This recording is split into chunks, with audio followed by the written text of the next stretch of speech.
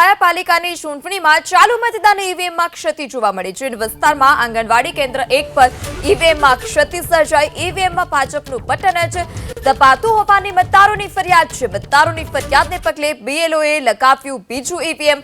બીજા ઈવીએમમાં પણ આ જ ક્ષતિ સર્જાતા ત્રીજું ઈવીએમ મૂકવામાં આવ્યું છે। આ ઘટના દ્વારકાની કે જ્યાં જીન વિસ્તારમાં ઈવીએમમાં ક્ષતિ સર્જાઈ છે। ભાજપનું જ બટન દબાવાતું હોવાની જે મતદારો છે તેમની ફરિયાદ હતી। બીજું ઈવીએમ લાવવામાં આવ્યું તો બીજા ઈવીએમમાં પણ આ જ પ્રકારની ક્ષતિ અને ત્રીજું ઈવીએમ મૂકવાની ફરજ પડી। આપણી સાથે ભાજપ નેતા અશ્વિનભાઈ બેંકર પણ જોડાઈ ચૂક્યા છે। જે અશ્વિનભાઈ, દ્વારકાની જ વાત કરીએ તો બે ઈવીએમ મૂક્યા, તેમાં ભાજપનું જ બટન દબાવાતું હતું, હવે ત્રીજું ઈવીએમ લાવવાની ફરજ પડી છે। જો આ એક આક્ષેપ અને આક્ષેપના કારણે આક્ષેપને દુરસ્ત કરવા માટે ઈવીએમ બદલવું પડે સ્વાભાવિક પ્રક્રિયા છે। આ ભાજપનું જ બટન દબાય છે, આ પ્રકારના આક્ષેપની તપાસ કરવાની થાય, પરંતુ તપાસની સાથે સાથે મતદાન ન રોકાય એ પ્રક્રિયાની અંદર ત્રીજું આ ઈવીએમ, કારણ કે એ વ્યવસ્થાઓ પણ રાખવામાં આવી છે કે જ્યારે આવા પ્રશ્નો બને ત્યારે એ શંકાનું સમાધાન કરવાનું હોય, તો શંકાનું સમાધાનના ભાગરૂપે આ ત્રીજું ઈવીએમ આપવામાં આવ્યું છે અને ચૂંટણી સમયસર જરા પણ રોકાયા વગર થાય તે આનો ઉદ્દેશ્ય છે।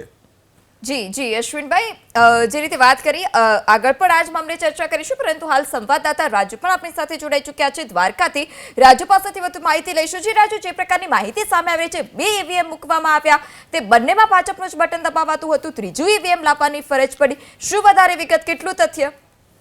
બીજો વાત કરો તો દ્વારકા જિલ્લામાં છે તે ખંભાળીનું જે સલાયા નગરપાલિકા છે ત્યાં આજ વહેલી સવારથી છે તે ધીમી ગતિએ મતદાન શરૂ થયું હતું, પરંતુ જે જૈન વિસ્તારમાં આંગણવાડી કેન્દ્ર છે ત્યાં 1 નંબર જે આંગણવાડી કેન્દ્ર છે ત્યાં ઈવીએમ ખરાબ થવાની ફરિયાદ છે તે ઉઠી હતી। ત્યારે એ ફરિયાદ એવી હતી કે માત્ર ને માત્ર ભાજપના જ બટન દબાતા હોવાની ફરિયાદ છે તે ત્યાં કરવામાં આવી છે। ત્યારે બીએલઓ દ્વારા છે તે તાત્કાલિક એક ઈવીએમ બદલાવીને બીજું લગાવ્યું હતું, બીજું લગાવીને ત્રીજું લગાવ્યું હતું, પરંતુ તે બીજા ઈવીએમમાં પણ એ જ પરિસ્થિતિ ચાલુ રહેતા લોકોમાં છે તે ક્યાંક ને ક્યાંક છે તે રોષ જોવા મળ્યો હતો। ત્યારે હાલ છે તે ત્રીજું ઈવીએમ બદલાવી દેવામાં આવ્યું છે અને જે લોકો છે તે આ બાબતે છે તે ચર્ચાઓનો દોર છે તે સમગ્ર જિલ્લામાં તે વ્યાપ્યો છે। જી રાજુ, સમગ્ર માહિતી બદલ આભાર।